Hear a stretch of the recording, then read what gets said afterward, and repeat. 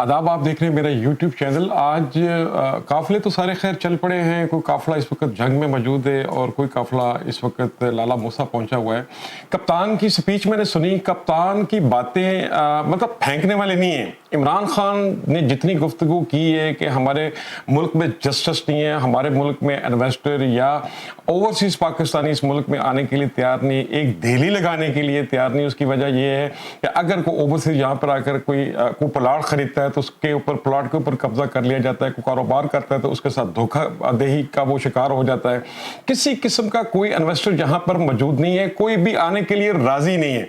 रही बात तैनाती की, आर्मी चीफ की तैनाती और वो जो समरी है उसको डिले किया जा रहा है, वो एक एक्सरसाइज चल रही है। बड़े मियाँ और छोटे मियाँ के दरमियान जो इख्तलाफात की कल तक मैं अपने वीलॉग में भी जिक्र कर चुका हूँ कि उनका कोई इख्तलाफात चल रहे थे, लेकिन जिस तरह से उन्होंने उनको शहबाज शरीफ को रुखसत किया और जिस प्यार मोहब्बत से, मुझे नहीं लगता कि उनके अंदर कोई दरमियान के भी कोई इख्तलाफात हैं। शायद हमारी सहाफ़ियों की कोई हरफ आखिर नहीं होती हमारी हर बात, हमें तो जो हमारे ज़राए बताते हैं हम आपके ज़रिए नज़र करते हैं। लेकिन अभी जो प्राइम मिनिस्टर शहबाज शरीफ का इंग्लैंड के अंदर रुक जाना, ये एक ख़तरे की निशानी, क्वेश्चन मार्क दे रहा है। और नए आर्मी चीफ की तैनाती के ऊपर जो समरी को इल्तवा का शिकार किया जा रहा है, अभी तक वो नाम जाहिर नहीं किया जा रहा। इसके पीछे क्या है? इमरान खान ने तो बड़े खुले लफ्जों में कह दिए कि जी मुझे ना तो कोई अदलिया में अपना चीफ चाहिए, ना मुझे कहीं और चाहिए। वो तो अवाम और एहतसाब और अदालतों की बात कर रहा है, अवाम के इंसाफ की बात कर रहा है। रही बात शरीफ बरादरान की, तो शरीफ बरादरान खामोश हैं। आजकल पीडीएम और नून लीग की हुकूमत बयानबाजी से भी खामोश है। राना सनाउल्लाह साहब भी अचानक इमरजेंसी में चले गए हैं, कहाँ वो गोलियां बरसा रहे थे, कहीं वो शेलिंग करवा रहे थे।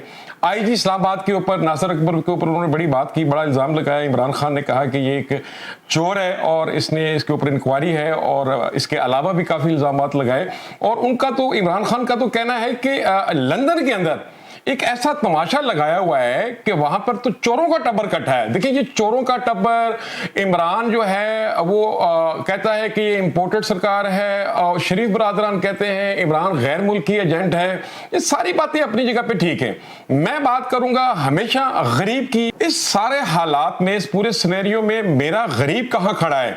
यकीन करें, कारोबार बंद हो चुके हैं। लोग अपनी बची कुची चीजें जो हैं वो मार्केट में फरोख्त करके अपना निजाम चला रहे हैं। हमारी इकानमी तबाह हो चुकी है। रुपए की कीमत दिन ब दिन नीचे आ रही है।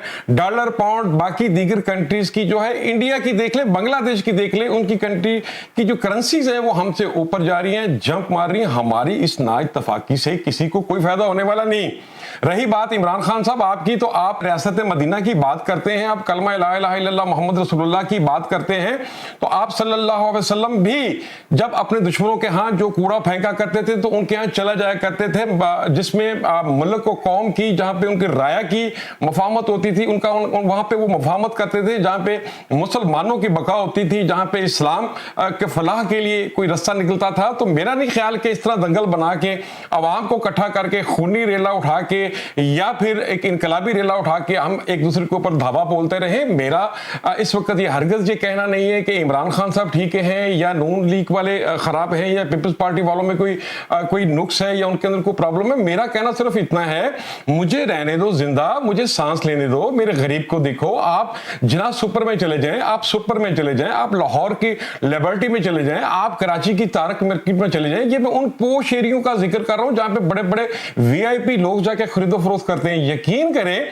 वो अपना मुंह छुपाते फिर रहे हैं। यहां पे कोई कारोबार नहीं है, टैक्सेस की भरमार है हमारे ऊपर, इनकम हमारी है नहीं। गैर मुल्की किसी किस्म की कोई ओवरसीज पाकिस्तानी या कोई गैर मुल्की कोई भी ऐसा मुल्क आकर यहाँ पे एक धेले की इन्वेस्टमेंट करने के लिए तैयार नहीं है। हम यही रोना रोते रहेंगे कि वो ठीक है, वो चोर है, वो चोरों का टब्बर है, वो 20 अरब खा गया, वो 50 अरब खा गया।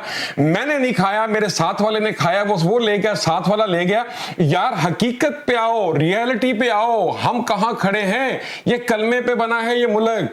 اس ملک کو وہ رب چلا رہا ہے, قادر کائنات چلا رہا ہے. آپ سیاستدانوں نے کسی قسم کی کوئی کسر نہیں چھوڑی اس کو تباہ کرنے میں, یا وہ باقی ہینڈلرز جو ہیں یا جو باقی ایسے لوگ ہیں جو اس ملک کے ساتھ سنسیئر نہیں ہیں, مخلص نہیں ہیں, خدا ان کا بیڑا غرق کرے اور خدا ان سیاستدانوں کو بھی بٹھائے اور بیٹھ کر اس عوام کی کچھ سوچیں, بقا کے لیے سوچیں. یہ عوام یہ تباہ ہو چکی ہے. یہاں پہ خانہ جنگی آ جائے گی, یہاں پر وارداتیں شروع ہو جائیں گی, دن دہاڑے خودکشیاں خود سوزیاں تو پہلے ہی ہو رہی ہیں. میں ہرگز کسی قسم کے انتشار کی بات نہیں کرنا چاہوں گا. اس وقت ہم واقعی بڑے نازک مراحل سے گزر رہے ہیں, جس کی بڑی وجہ ہے ہماری سیاسی نا اتفاقی, ہمارے ہینڈلرز کی مس ہینڈلنگز. ایک کو آزمایا وہ نہ آیا, دوسرا آیا, دوسرے پہ داؤ کھیلا. اب دیکھا جائے تو اب آرمی چیف کی تعیناتی کے اوپر بڑے میاں صاحب جو ہے ظاہر ہے وہ ہر دفعہ اپنی مرضی کرتے ہیں, لیکن اب اس تعیناتی کو ہم سارے معاملات کو بیٹھ کر اپنے ملک میں کیوں نہیں حل کرتے؟ ہم نے لندن کو مرکز کیوں بنایا ہوا ہے؟ ہم پوری دنیا کے سامنے تماشا کیوں بنے ہوئے ہیں؟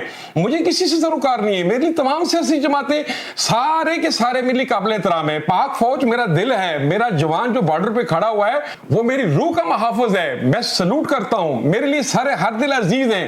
میں بات کرتا ہوں آپ دالوں سے لے کے سبزیوں سے لے کے, آپ یقین کریں کہ آپ ایک بس کے اندر بیٹھ کے, ویگن کے اندر بیٹھ کے ایک ٹکٹ لے کر دیکھیں اور ایک سٹاپ تو دوسرے سٹاپ پہ جائیں, یقین کریں لوگوں کے پاس پیسے نہیں ہیں.